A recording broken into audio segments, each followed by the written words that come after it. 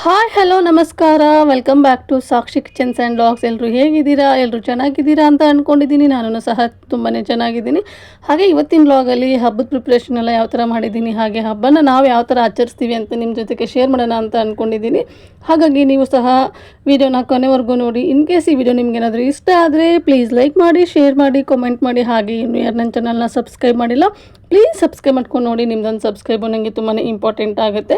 ಇನ್ನು ಇದು ಗುರುವಾರ ಬೆಳಗ್ಗೆಯಿಂದನೇ ಲಾಗ್ನ ಶುರು ಮಾಡಿದ್ದೀನಿ. ಗುರುವಾರ ಬೆಳಗ್ಗೆ ಮಕರ ಸಂಕ್ರಾಂತಿನೂ ಸಹ ಇತ್ತು, ಅದಲ್ಲದೇ ರಾಯರ ವಾರನೂ ಸಹ ಇತ್ತು. ಸಾಮಾನ್ಯವಾಗಿ ನಾನು ಗುರುವಾರ ಬೆಳಗ್ಗೆ ಬೇಗನೆ ಎದ್ದೇಳ್ತೀನಿ. ಅದೇ ಥರ ಇವತ್ತು ಸಹ ಬೇಗನೆ ಎದ್ಬಿಟ್ಟು ಕಸನೆಲ್ಲ ಗುಡಿಸಿ ಮನೆ ಒರೆಸಿ ಸ್ನಾನನೂ ಸಹ ಇಲ್ಲೇ ಮುಗಿಸ್ಕೊಂಡಿದ್ದೀನಿ. ಯಾಕಂದರೆ ಬೆಳಗ್ಗೆ ಬೇಗನೆ ಎದ್ದಿರ್ತೀನಿ, ಹೊರಗಡೆ ಕಸ ಗುಡಿಸೋದಕ್ಕಾಗೋದಿಲ್ಲ ಅಷ್ಟು ಬೇಗನೆ, ಕತ್ಲೆ ಜಾಸ್ತಿ ಇರುತ್ತೆ ಅಂತ ಹೇಳ್ಬಿಟ್ಟು ಆ ಕೆಲಸನೆಲ್ಲ ಮುಗಿಸ್ಕೊಂಡು ಇವಾಗ ನಾನಿಲ್ಲಿ ಹೊರಗಡೆ ಕಸನ ಗುಡಿಸೋದಕ್ಕೆ ಬಂದಿದ್ದೀನಿ. ಇನ್ನು ಇಲ್ಲಿ ಕಸನೆಲ್ಲ ಗುಡಿಸಿ ಅದಾದ ನಂತರ ಇಲ್ಲಿ ಅಂಗಳಕ್ಕೆ ನೀರೆಲ್ಲ ಹಾಕ್ತಾಯಿದ್ದೀನಿ. ಅದಾದ ನಂತರ ರಂಗೋಲಿನ ಹಾಕ್ತೀನಿ. ಇನ್ನು ಇವತ್ತಿನ ರಂಗೋಲಿ ಯಾವ ಥರ ಇತ್ತು ಅಂತ ನನಗೆ ಕಾಮೆಂಟ್ ಸೆಕ್ಷನಲ್ಲಿ ಕಾಮೆಂಟ್ ಮಾಡಿ ತಿಳಿಸಿ. ಲಾಸ್ಟಲ್ಲಿ ನಾನು ರಂಗೋಲಿನ ಶೇರ್ ಮಾಡ್ತೀನಿ. ಇವಾಗಲೇ ಶೇರ್ ಮಾಡಿದರೆ ವೀಡಿಯೋ ತುಂಬಾ ಲೆಂತಿ ಆಗಿಬಿಡುತ್ತೆ ಅಂತ ನಾನು ಇವಾಗ ಇಲ್ಲಿ ರಂಗೋಲಿನ ಶೇರ್ ಮಾಡ್ತಾ ಇಲ್ಲ. ಹಾಗೆ ಇವತ್ತಿನ ಪೂಜೆ ಯಾವ ಥರ ಇತ್ತು, ಹಾಗೆ ಇವತ್ತಿನ ನೈವೇದ್ಯಕ್ಕೆ ನಮ್ಮ ಕಡೆ ಉತ್ತರ ಕರ್ನಾಟಕ ಸ್ಪೆಷಲ್ ಏನೇನೆಲ್ಲ ಮಾಡಿದ್ದೀನಿ ಅಂತ ನಿಮ್ಮ ಜೊತೆಗೆ ಶೇರ್ ಮಾಡ್ತೀನಿ. ಮೊದಲಿಗೆ ಇವತ್ತಿನ ಪೂಜೆನೆಲ್ಲ ನೋಡ್ಕೊಂಡು ಬನ್ನಿ. ಅದಾದ ನಂತರ ನಾನು ಮತ್ತೆ ವೀಡಿಯೋನ ಕಂಟಿನ್ಯೂ ಮಾಡ್ತೀನಿ.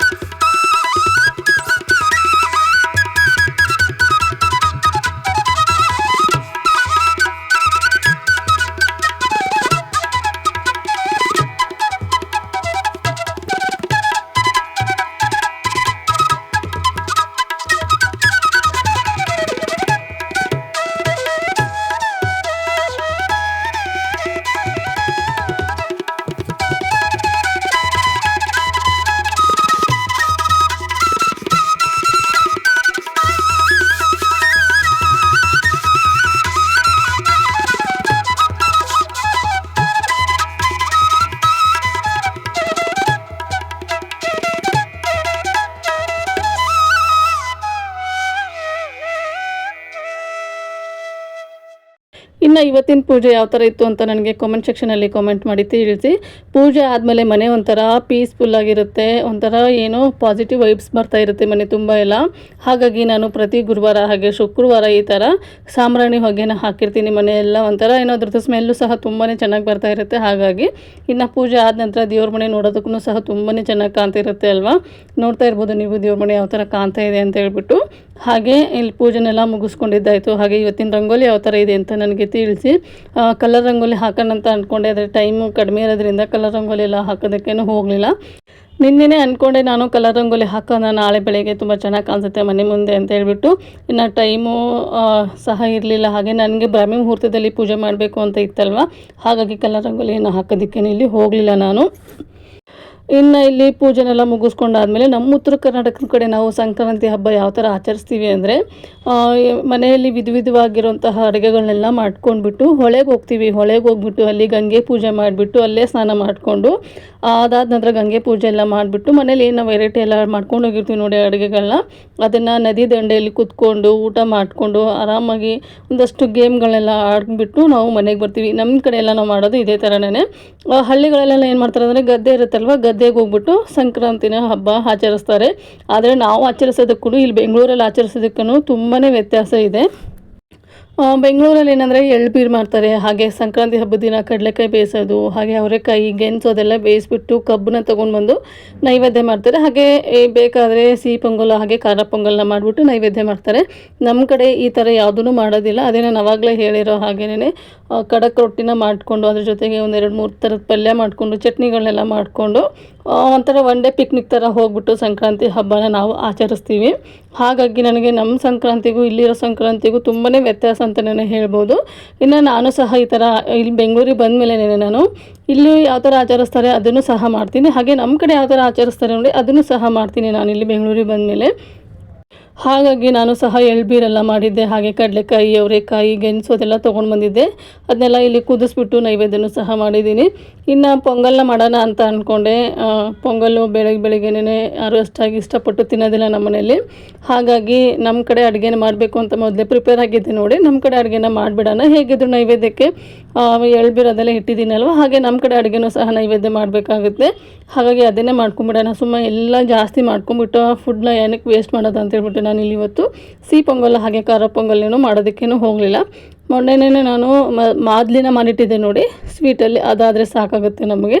ಹಾಗಾಗಿ ಮತ್ತೆ ಏನಕ್ಕೆ ಮಾಡೋದು ಅಂತ ಮಾಡೋದಕ್ಕೆ ಹೋಗಲಿಲ್ಲ.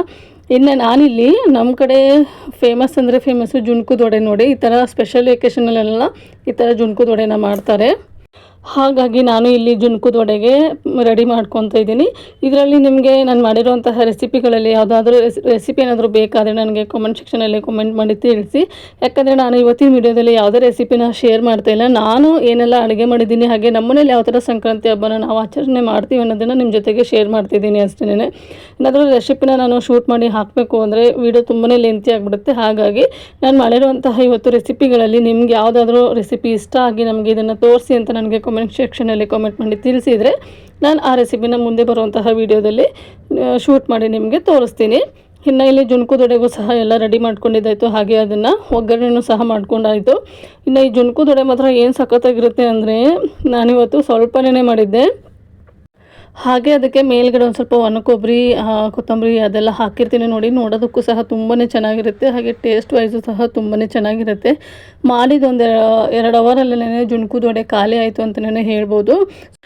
ನಾರ್ಮಲಾಗಿ ಜುಣ್ಕದ ಪಲ್ಯ ಮಾಡಿದರೆ ಅಷ್ಟಾಗಿ ಇಷ್ಟಪಡಲ್ಲ. ಈ ಥರ ವಡೆ ಮಾಡಿದರೆ ತುಂಬಾ ಇಷ್ಟಪಡ್ತಾರೆ ನಮ್ಮ ಮನೆಯಲ್ಲಿ. ಸ್ಟಾರ್ಟಿಂಗಲ್ಲಿ ನೋಡಿದ್ರೆ ತಿನ್ನಬಾರ್ದು ಅಂತ ಅನ್ನಿಸ್ತಾ ಇರುತ್ತೆ, ಆದರೆ ಅದನ್ನ ತಿಂತಾ ಇದ್ದರೆ ರುಚಿ ಮಾತ್ರ ಸಖತ್ತಾಗಿರುತ್ತೆ. ಅದ್ರಿಗೆ ಮೇಲ್ಗಡೆ ಒಣ ಕೊಬ್ಬರಿ ತುರಿ ಹಾಗೆ ಕೊತ್ತಂಬರಿ ಸೊಪ್ಪು ಅದೆಲ್ಲ ಹಾಕಿರ್ತೀವಲ್ವ, ಟೇಸ್ಟ್ ಮಾತ್ರ ತುಂಬ ಚೆನ್ನಾಗಿ ಬರ್ತಾ ಇರುತ್ತೆ. ಒಂಥರ ಬರ್ಫಿ ಥರ ಇರುತ್ತೆ. ಇದು ನೋಡೋದಕ್ಕೆ ಸಾಫ್ಟ್ ಬರ್ಫಿ ಬರುತ್ತಲ್ವ, ಆ ಥರ ಸಾಫ್ಟ್ ಬರ್ಫಿ ಥರ ಇರುತ್ತೆ. ಹಾಗಾಗಿ ನನ್ನ ಮಗನಿಗೆ ಮಾತ್ರ ತುಂಬಾ ಇಷ್ಟ ಆಯಿತು. ಮೊದಲು ನೋಡಿದ ತಕ್ಷಣ ನನಗೆ ಬೇಡ ಅಂತ ಹೇಳ್ದೆ, ಆದರೆ ಒಂದು ಟೇಸ್ಟ್ ಮಾಡಿದ ಮೇಲೆ ಮಾತ್ರ ಪದೇ ಪದೇ ತಿಂತಾನೆ ಇದ್ದ. ಹಾಗಾಗಿ ಮಕ್ಕಳು ತಿಂದರೆ ಇನ್ನೂ ಒಳ್ಳೇದಲ್ವ ಅಂತೇಳ್ಬಿಟ್ಟು ನಾನು ಸಹ ತಿನ್ನಿ ಮತ್ತೆ ಬೇಕಾದರೆ ಮಾಡ್ಕೊಳಕ್ಕೆ ಬರುತ್ತೆ ಅಂತ ಹೇಳಿದ್ದೆ. ಇನ್ನು ಇಲ್ಲಿ ಜುಣ್ಕದ ವಡೆಗೆಲ್ಲ ರೆಡಿ ಮಾಡಿ ಇಡ್ತಾಯಿದ್ದೀನಿ. ಈ ಥರ ಇದನ್ನು ತಟ್ಟೆಗೆ ಹರಡಿಬಿಟ್ಟು ಅದ್ರ ಮೇಲೆ ನಾನು ಆವಾಗಲೇ ಹೇಳ್ದಂಗೆ ಒಣ ಕೊಬ್ಬರಿ ಕೊತ್ತಂಬರಿ ಸೊಪ್ಪು ಅದೆಲ್ಲ ಹಾಕಿಟ್ಬಿಟ್ರೆ ಅದನ್ನ ತಣ್ಣಗಾದ್ಮೇಲೆ ನಾವು ಕಟ್ ಮಾಡೋದಕ್ಕೆ ಸರಿ ಹೋಗುತ್ತೆ.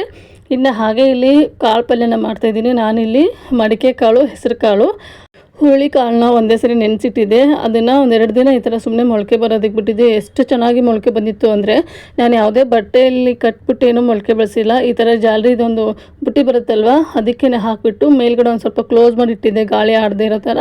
ನೋಡಿ ಎಷ್ಟು ಚೆನ್ನಾಗಿ ಮೊಳಕೆ ಬಂದಿತ್ತು ಅಂದರೆ, ಈ ಬಟ್ಟೆಯಲ್ಲಿ ಕಟ್ಟಿದಾಗ್ಲೂ ಸಹ ಒಂದ್ಸರಿ ಈ ಥರ ಬರೋದಿಲ್ಲ, ಅಷ್ಟು ಚೆನ್ನಾಗಿ ಮೊಳಕೆ ಬಂದಿತ್ತು ಕಾಳು. ಹಾಗೆ ಒಂದು ಸ್ವಲ್ಪ ಜಾಸ್ತಿನೇ ನೆನೆಸಿಟ್ಟಿದ್ದೆ ನಾನು. ಮಕ್ಕಳಿಗೆ ಬೆಳಗ್ಗೆ ಎದ್ದ ತಕ್ಷಣ ತಿನ್ನೋದಕ್ಕೆ ಇಷ್ಟಪಡ್ತಾರೆ, ಹಾಗಾಗಿ ತಿಂತಾರೆ ಅಂತೇಳ್ಬಿಟ್ಟು ಒಂದು ಸ್ವಲ್ಪ ಜಾಸ್ತಿನೇ ನೆನೆಸಿಟ್ಟಿದ್ದೆ. ಇನ್ನು ಇಲ್ಲಿ ಮೊಳಕೆ ಕಟ್ಟಿರೋಂತಹ ಕಾಳನ್ನ ಹುರಿದ್ಬಿಟ್ಟು ಅದನ್ನು ಸಹ ಇಲ್ಲಿ ಪಲ್ಯ ಮಾಡ್ತಾಯಿದ್ದೀನಿ.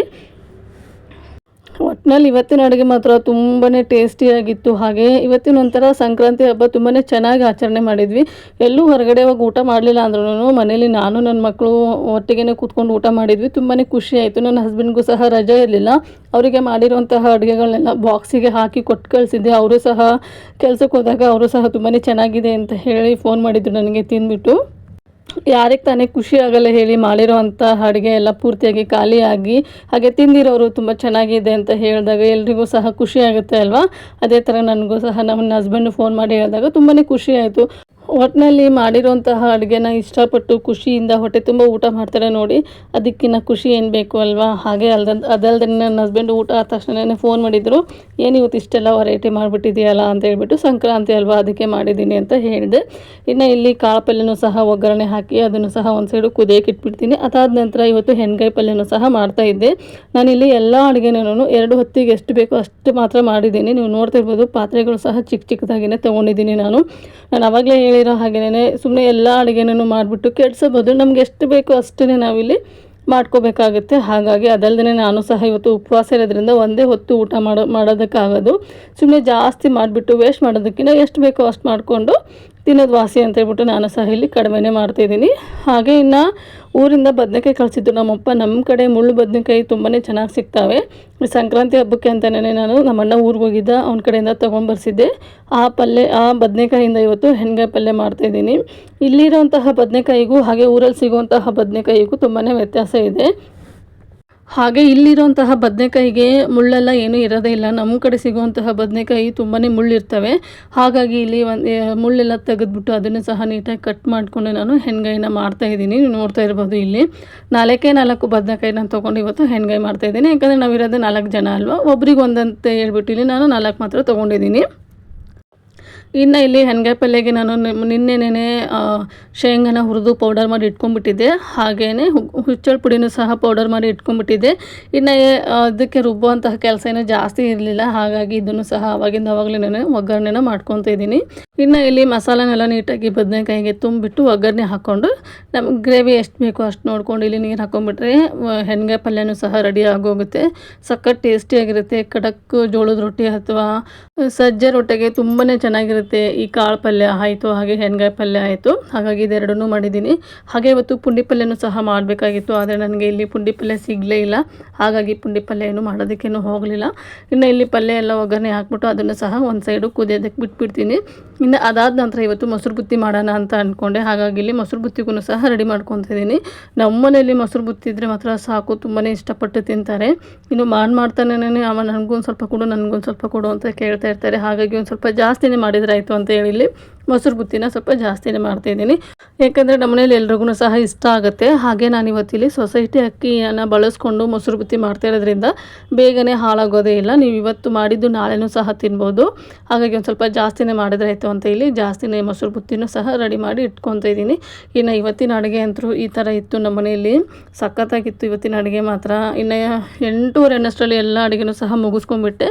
ಯಾಕಂದರೆ ನನ್ನ ಹಸ್ಬೆಂಡು 9:30 ಹೋಗ್ಬಿಡ್ತಾರೆ, ಅವರಿಗೂ ಬಾಕ್ಸಿಗೆ ಕಟ್ಟಬೇಕಲ್ವ. ಹಾಗಾಗಿ ಇನ್ನು ಹಾಗೆ ಸೀಲಿಂಗೆಲ್ಲ ಕ್ಲೀನ್ ಮಾಡಿಕೊಂಡು ಅದಾದ ನಂತರ ನಾನಿಲ್ಲಿ ಟೀನ ಕುಡಿತಾ ಇದ್ದೀನಿ. ಇನ್ನು ಹಾಗೆ ಎಲ್ಲ ಕೆಲಸ ಮುಗಿಸ್ಕೊಂಡು ನಾನು ನನ್ನ ಮಗ ತುಂಬಾ ರೇರು ಈ ಥರ ವೀಡಿಯೋಸ್ನೆಲ್ಲ ಮಾಡೋದು. ಹಾಗಾಗಿ ಇವತ್ತು ವೀಡಿಯೋನಾದರೂ ಮಾಡ್ಕೊಳ್ಳೋಣ ಅಂತ ಮಾಡಿದೆ. ನಾನು ನನ್ನ ಮಗ ಹೇಗೆ ಕಾಣ್ತಾ ಇದ್ದೀವಿ ಅಂತ ನನಗೆ ಕಾಮೆಂಟ್ ಸೆಕ್ಷನಲ್ಲಿ ಕಾಮೆಂಟ್ ಮಾಡಿ ತಿಳಿಸಿ.